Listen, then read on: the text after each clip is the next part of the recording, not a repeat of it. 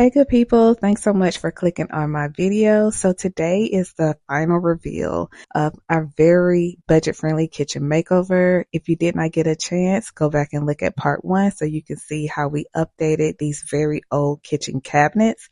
If you are new to my channel, my name is Sheena and I make videos on hair and home. So let's pick up where we left off. Okay, so I'm sorry. you're right. Okay, so we painted a few doors outside.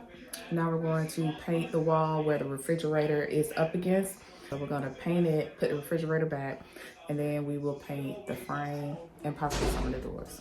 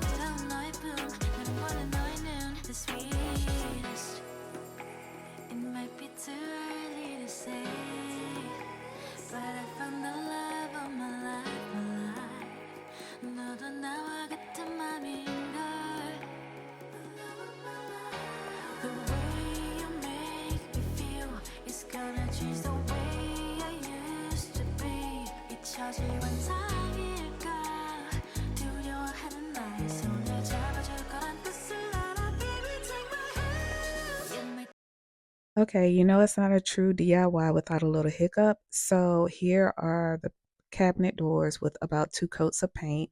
The color is Chantilly lace, but as you can see, there is a little bit of yellow coming in from that wood. So we are going to go in with the oil-based primer and hand roll that paint up there, and then go back over it with the regular paint. The regular paint does have a primer built into it. We did not have an issue with the bottom cabinets because it was a black color we were using. But with the white doors, it requires a little bit more. We probably would have saved some money if we had done this the first time, but we didn't. So here we are kind of going back a step. And remember, we are sanding the doors in between each coat of paint. Okay, so still painting the frame. You know, it's white, so it just requires a lot of coats, and we had to switch to the Sherwin-Williams paint instead of the Behr paint, which I feel like is thicker and creamier, but I do like the way everything is coming along. Trying to get some type of organization in the kitchen. I think he said he will be able to try to hang some doors today, but I can see everything coming together now. We still have to go through and put another coat of black paint on that trim.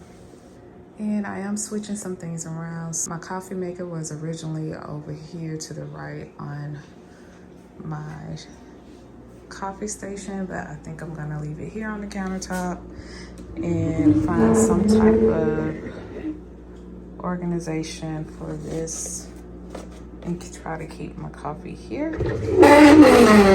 Can't wait till we get some charts for those drawers. But yeah, try to get the microwave off the countertop, and I will put it somewhere else until we can make it look like it's somewhere it belongs. So yes, kitchen already feels bigger, like taller. Can't wait till the crown molding gets up. He already put some over there. I just can't believe how this corner looks. It used to be just so dark over here, and that looks so nice and smooth. Still have quite a lot of dirt on the backsplash. I got most of it off over here. I don't know, I may put some lights underneath here. I don't know, but yes.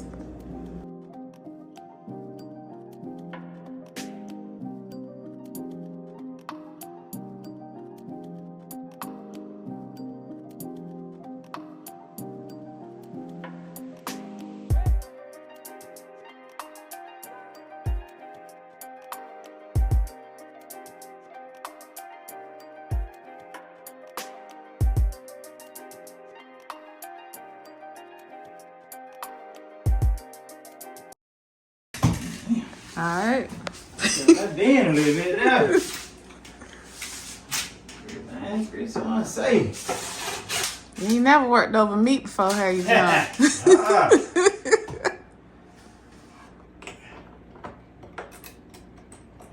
That carpet tunnel there. You've been around the under Yeah, you got that shaking it.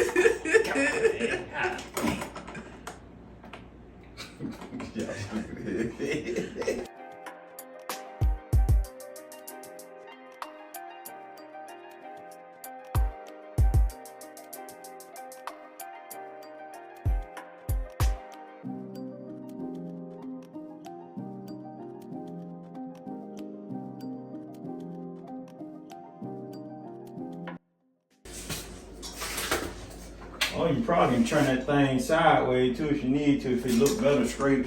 What thing? Like, rotate like that. You know, and then,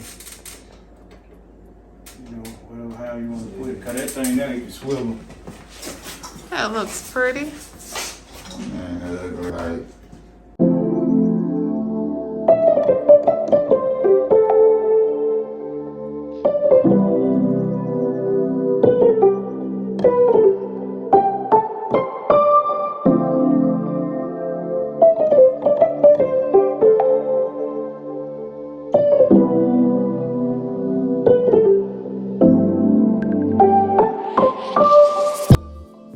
Okay, you guys, we're almost at the end of the video and time to put this kitchen back together. I would like you guys' opinion on window treatments. Initially, I bought white blinds because that's all they had available, but I did want like a darker color. I didn't want it just to be too white, but I feel like these blinds I have may be too dark. I would love to have some like Roman type shades in the window, but I also still want privacy when looking from the backyard. So just let me know what you guys think or what you recommend.